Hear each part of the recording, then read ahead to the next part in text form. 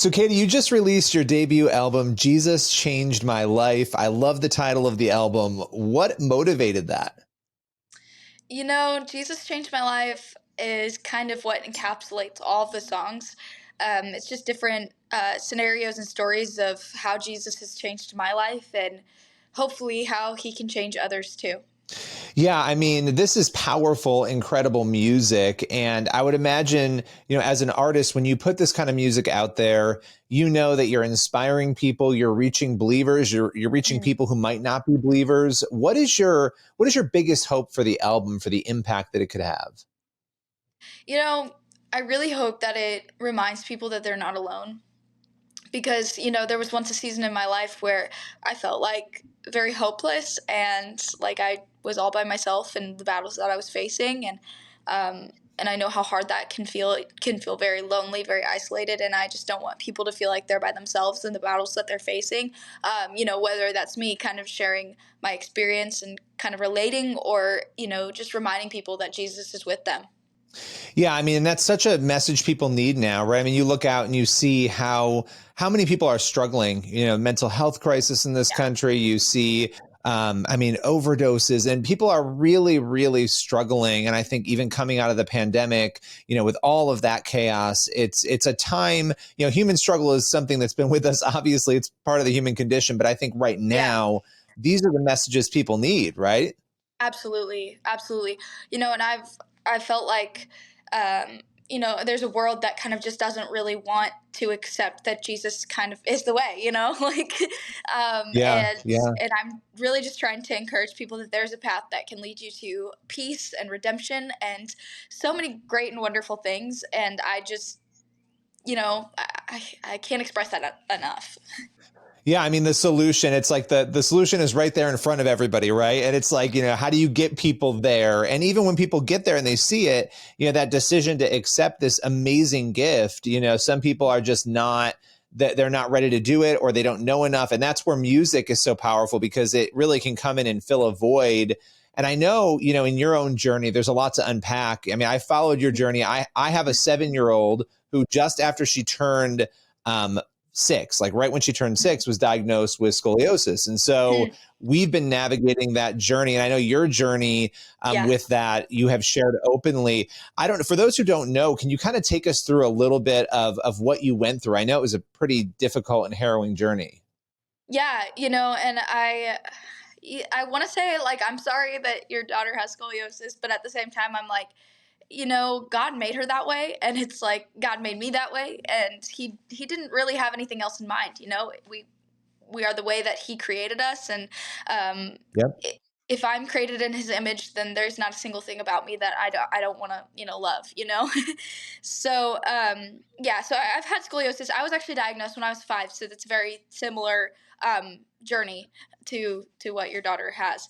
Um, and I was diagnosed with congenital scoliosis, which is rare. It's 1 in 10,000 babies born, and that was kind of scary in the very beginning because doctors were like, she might not be able to walk, she might not be able to do the things that the other kids are doing, and so um, that didn't really stop me though. I had a lot of determination as a child, and so if you said I couldn't do something, I was like, I'm going to do it, and I'm going to do it 10 times that.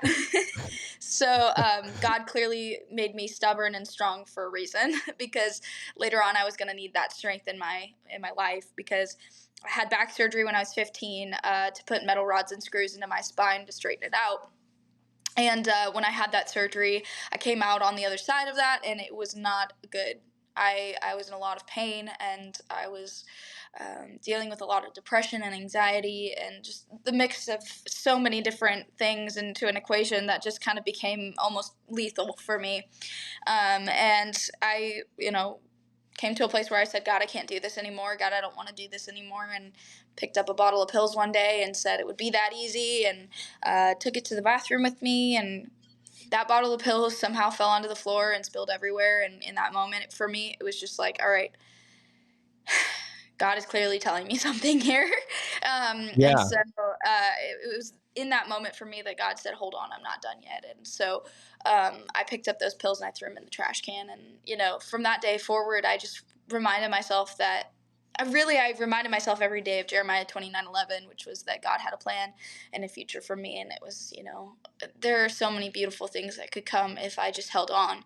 And so I really did actually get to kind of come to the other side of that and see that unfold, because I had a second back surgery to actually remove those rods from my spine, because my body had rejected them basically. So my body was not reacting very well to the metal being in me. That's, again, it's not very common for that to happen.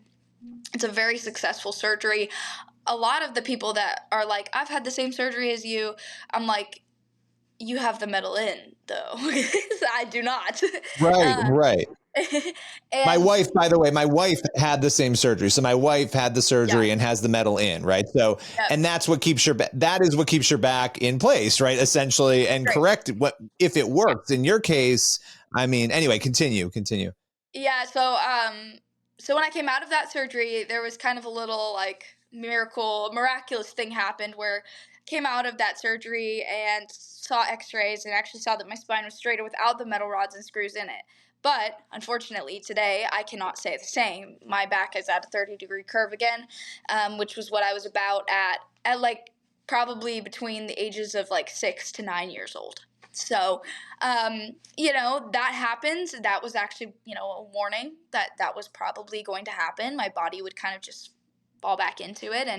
And so while that, was a completely true part of my story, it is something that has changed a little bit. And that's kind of how our journeys are in healing. And that's why I like to call it a healing journey, is because I'm like, I still deal with health issues now. It's not over for me, unfortunately, but I'm okay with that, and I'm not asking people to, lay their hands on me and be like, heal everything. I'm actually really content with where I am, and just taking care of myself, and I'm living a very functional life. And I pray each and every day that God gives me the strength to just keep moving, keep going, and just keep being able to do what I do. And I'm so content with that. Yeah, I mean, it's incredible how you've shared this. I mean, it's a really personal story. When you talked about, being in the bathroom, you had those pills, they fell on the ground. If those pills hadn't fallen on the ground, do you think the story could have ended differently for you? Unfortunately, I do, just because I was in such a suicidal, like depressive state. And a lot of it had to do with just the fact that I didn't really see a point in being here anymore. I genuinely felt as though I was a waste of space in every room that I walked into. And as sad as that is, it was my reality at one point in my life. And I don't feel that way today, thankfully. And I go through bouts of depression and things like that still, but it's nowhere near where it was at that point in my life. And with having surgeries like that, there's a warning too that you can have post-surgical depression and anxiety and things maybe that you never dealt with before. And for me, that was true, and it took a toll on me. Yeah, I mean, how could it not? That is a major surgery, first of all, and everything that leads up to the surgery. I mean, did you have to be when you were beforehand? Were you in a brace? What kind of things did you have to do treatments before you got to the surgery? I actually didn't, because it was changing very rapidly for me. Basically, I think the first doctor that said I needed surgery, I was maybe 13 or 14. So they were already saying it, and I didn't end up getting it until I just turned 15. So there's like a year in between, but it just kept getting worse. And they were like, you have to have the surgery now. Like, this is going to get really bad. I was never braced because, unfortunately, so congenital scoliosis is actually a type of scoliosis that means that there was a cause. So I have a fused vertebrae at the top of my spine, which basically means that when they went in to put the metal rods and screws into my spine, they actually had to kind of break parts of my spine, then put it back together to straighten it out. So um, Wow. that is, something that you can't really change because it's actually just how I was born. It's just the anatomy of my Right. body. People with idiopathic scoliosis, it can be molded.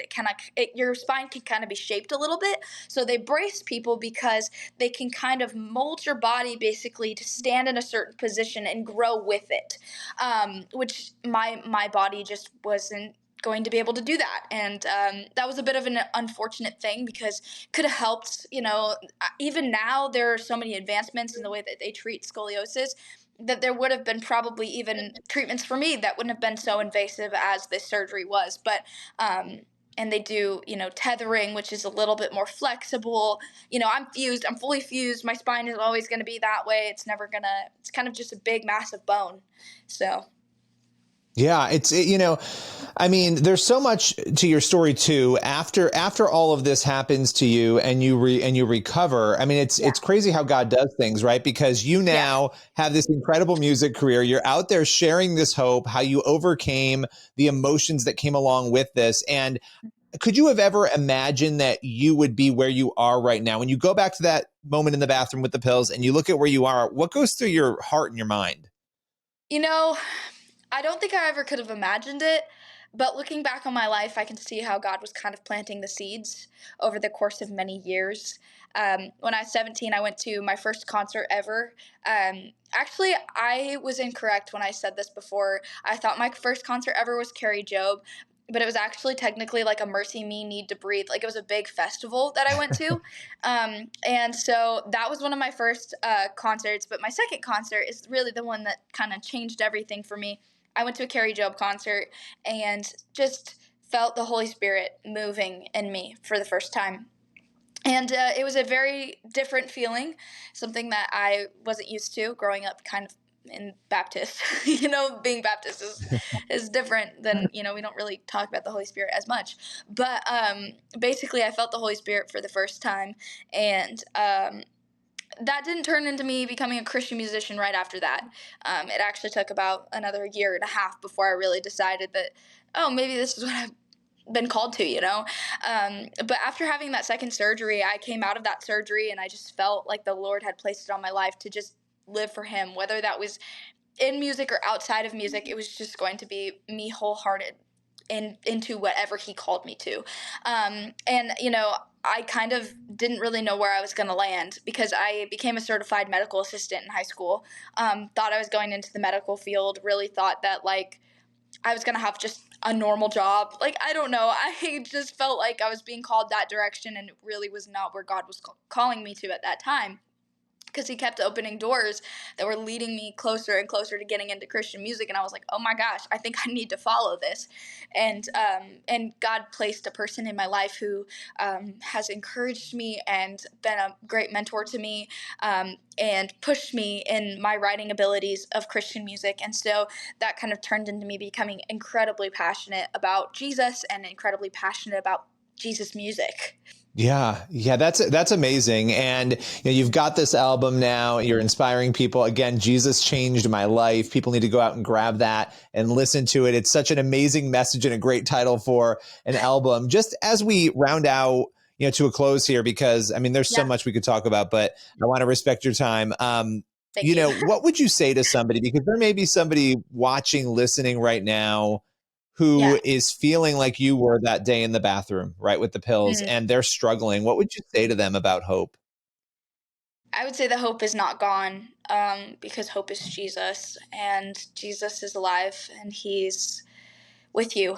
Even when it seems like you can't really feel Him, you can't really see Him, I promise you He's with you. And when you are finally out of that pit that you're in, you're actually going to be able to look back on your life and see how God's handprint was just on every moment. And that's, for me, that's what I saw. I saw how God had actually just been with me in those moments and brought some form of peace, because if He hadn't, I definitely wouldn't be here today. Um, Peace in being alive, peace in moving forward. And I really just pray that peace consumes that person that is listening on the other side, that is feeling that way, feeling like there's no hope. I just pray that God's peace that surpasses all understanding just consumes you in a way that you've never experienced before. That is an amazing place for us to leave the conversation. Katy, thank you so much for your time. I really appreciate it. Yeah, no, thank you. This has been awesome.